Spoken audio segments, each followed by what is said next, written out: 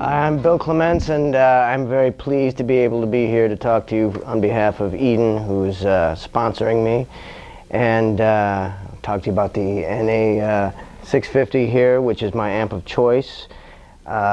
Really dig it because it's solid state. It's got a ton of wattage, which is what I need. My style involves a lot of 16th notes in a rapid fire succession, and a lot of amps can't process that and they'll still deliver a decent tone. Tommy, could you give me a little hi-hat? Yeah. For instance, when I do some 16th notes like this,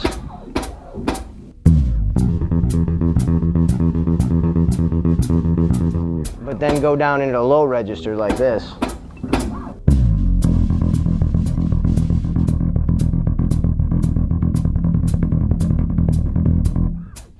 tough for an amp to reproduce that without it being distorted and losing the integrity of the general quality of the notes. And this combined with these speakers, and Eden makes a marvelous cabinet, I gotta say. It's the best sounding cabinet I played through. A couple little 210 cabinets like this delivers all the low end that's necessary, and I can move it by myself with one hand, which is a bonus for someone obviously in my position. The EQ is very self-explanatory, very intuitive, nothing fancy, no having to select a specific frequency and then expand or do any of that stuff. It's just, you know, low, middle, and high, and a special kind of edge and enhance thing, which gives kind of a little grindy thing there. It's not like a distortion pedal distortion, but I'll give you a little with and without. I'll turn it all the way off. Tommy, could you?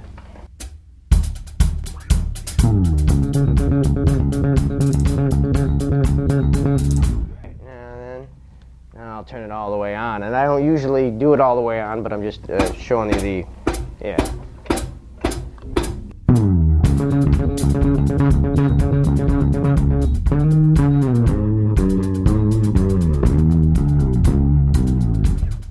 You know, it's not a radical effect, but especially when you're playing with a large ensemble or a loud drummer, it helps you cut through. The enhance feature here tends to add just girth and bottom. I'm going to take it all the way off, Tommy.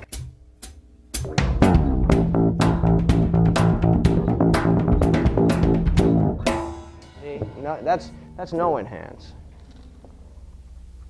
There's where I about like it usually.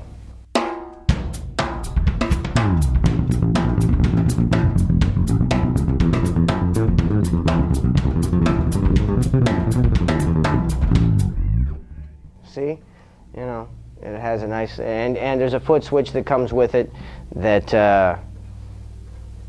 I don't usually use because I'll trip over it, but it's marvelous for controlling it on the fly, and you can kick the enhance on like a volume boost or an EQ boost, and you know, especially if you need to solo, if you need to bring a certain part out, it's really good to throw in and off. I tend to want all my parts to stand out, so I leave it out all the time. Yeah, go. Yeah. And once again, the parametric EQ, well, it's a semi-parametric EQ. I'm told that's different, and I just got the explanation on it. But once again, very intuitive, doesn't require a audio engineering degree to get a good tone out of. And it can isolate specific frequencies that when you're moving from room to room, you can't really anticipate, because you can sit in your rehearsal space or your favorite bar that you play every week and get a great tone, but then if you're in a strange room or a different size room than you're used to playing in, it helps to be able to tailor your EQ, because there's going to be all sorts of different resonances that you have to kind of allow for. Independent out for the direct box. You don't need direct box, you can go right to the board. I think that's pretty much covered it. Tommy, let's play some more.